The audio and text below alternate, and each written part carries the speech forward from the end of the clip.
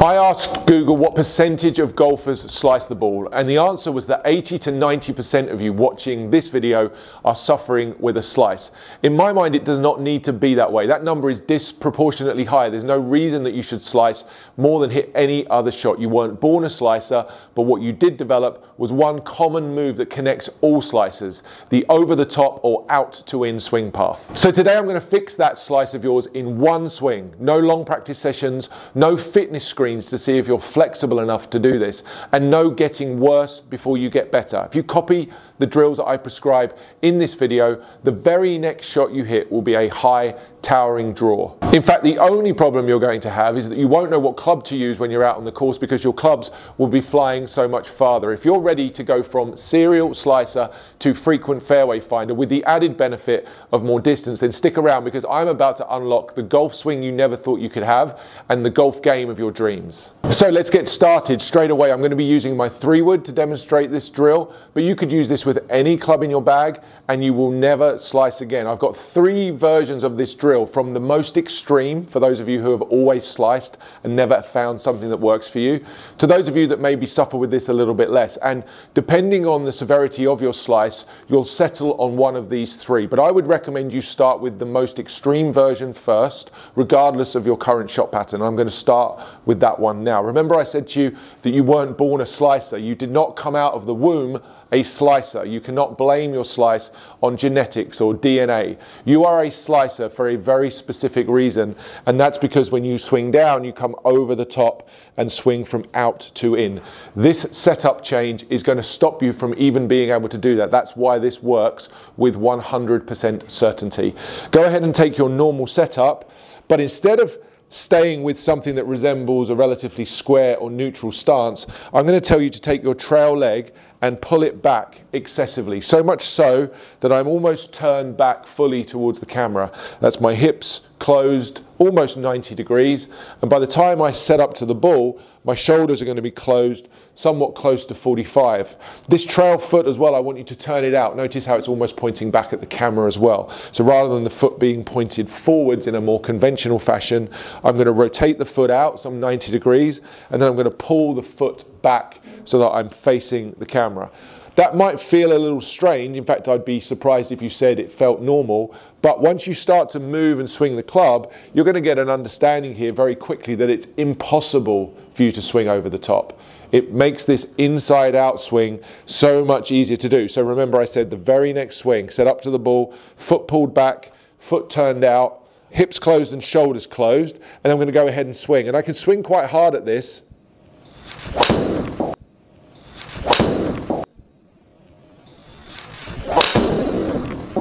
And I know that ball's not going to slice. And it's a great sensation to be able to really go at that ball quite hard, quite firm. That was a 250-yard 3-wood. I think most of you would be happy with that. And I was able to generate a club path there that was nearly 10 degrees to the right. I told you that the problem with your slice, again, is not because you were unfortunate when you were born and you became a slicer, you were put into the bucket of people who slice the ball. That's not the reason you slice. You slice for a very specific reason, and it's your club path that's always been an issue.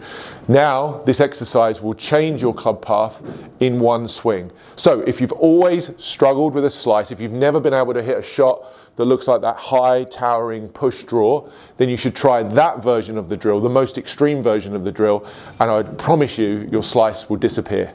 So that was the first and most extreme version of that drill, but if it produces results like that, there's absolutely no reason why you couldn't just stick with that setup and that stance, both in practice and even on the golf course. Despite it looking a bit strange and probably feeling a little unusual to begin with, if the results look like this and it gives you the shot outcome that you've always looked for, there's really no reason why you shouldn't stick with it.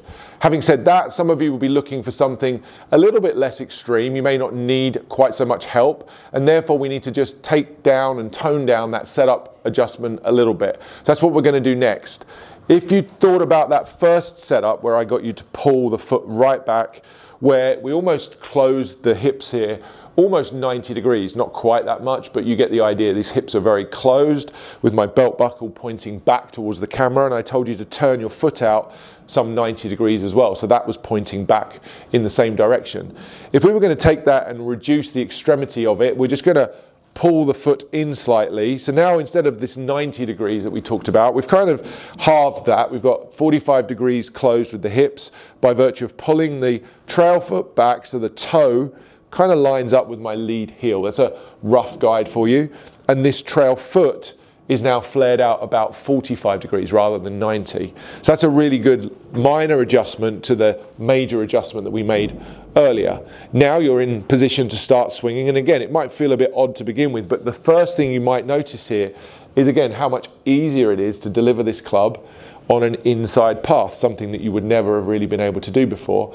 And we're removing the ability for you to even swing over the top by restricting and pulling back this leg in the first place. But once we've set this up, I can go ahead and make a pretty full swing at this again. I'm going to try and swing relatively quickly. The swing speed on that first one was 96 miles per hour. That's not bad for a 3-wood. That was my first swing of the day.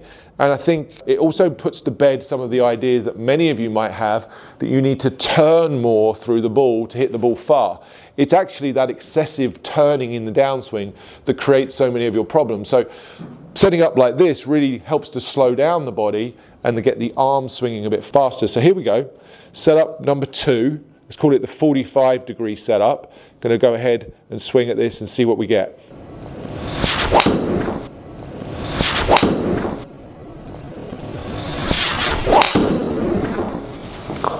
Felt pretty good. I think it's going to draw again. There it goes. Slightly straighter, didn't push quite as much. The club path on that one was a little bit less. You remember the first one was almost 10 degrees to the right. That reduced the path down to 7.4. My club speed there hit 100 miles per hour, and the total distance went up to 265. This is my 3-wood. That was easy. I said no practice required, no long practice sessions, no fitness screens telling you that you're not flexible enough to do this. Just putting your body into a position that makes the club come down and work in a way that's better for you will produce shots like this. So that's version number 2 of this drill. You've got the most extreme version, you've now got the mid version.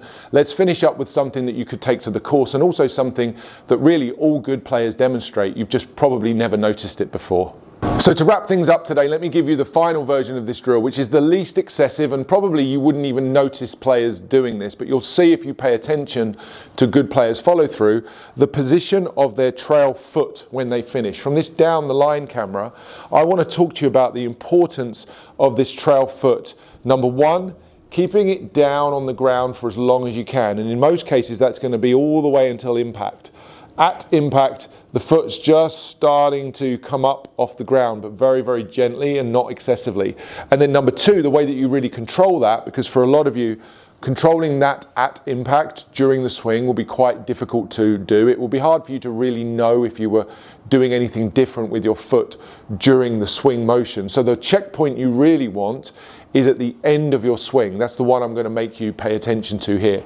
So if I was to finish the swing, what I need you to notice about my trail foot is that the heel of my foot never reaches this vertical position, and it certainly doesn't get to the point where the heel goes past the toe. So we're going to finish with the heel close to the ground and the heel never reaching this vertical condition so that the foot doesn't ever look straight up and down. That's something that if you start paying attention to good players on the tour, if you're watching golf on the TV this weekend, have a look at how that trail foot finishes. By reducing how far round or how turned it is in the follow through, you effectively reduce the amount of turn that happens with the body during the swing. And that's really what you need to reduce your propensity to swinging out to in excessively. It's the excessive turning that you have in the downswing that makes you prone to swinging over the top, and that's what makes you a slicer. So if you can control the trail foot, you can control the swing path. If you can control the swing path, you can eliminate your slice forever. So that's really the final thing to focus on, the trail foot in the finish. I'm going to set up here with something that resembles more of a neutral stance. That being said, I always play with a slightly withdrawn trail leg. I've made videos in the past, this one right here, which I'll link at the end, which speaks about the mechanical advantage to playing golf with your trail leg pulled back. If you found this video interesting and useful, don't forget to hit the like button and make sure you watch this video at the end. It will teach you a little bit more about why this works. So normal setup, albeit very slightly pulled back trail foot, which is my preference, and the foot still flared out some 30 degrees. But now all I'm going to focus on as I swing through here is trying to keep the foot down. Just keep it closer to the ground for as long as I can, and let's see what happens to the ball flight.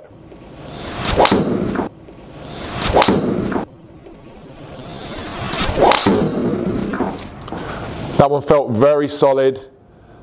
Another high, push draw, 266 yards, 100 mile an hour. And my club path on that one was 6 degrees, which is the least into out of all three. So as I've reduced the excessiveness of the drill, I've straightened out my swing path. Don't forget, I'm not somebody who suffers with an over the top or an out to in swing. So swinging into out for me is something I do quite instinctively.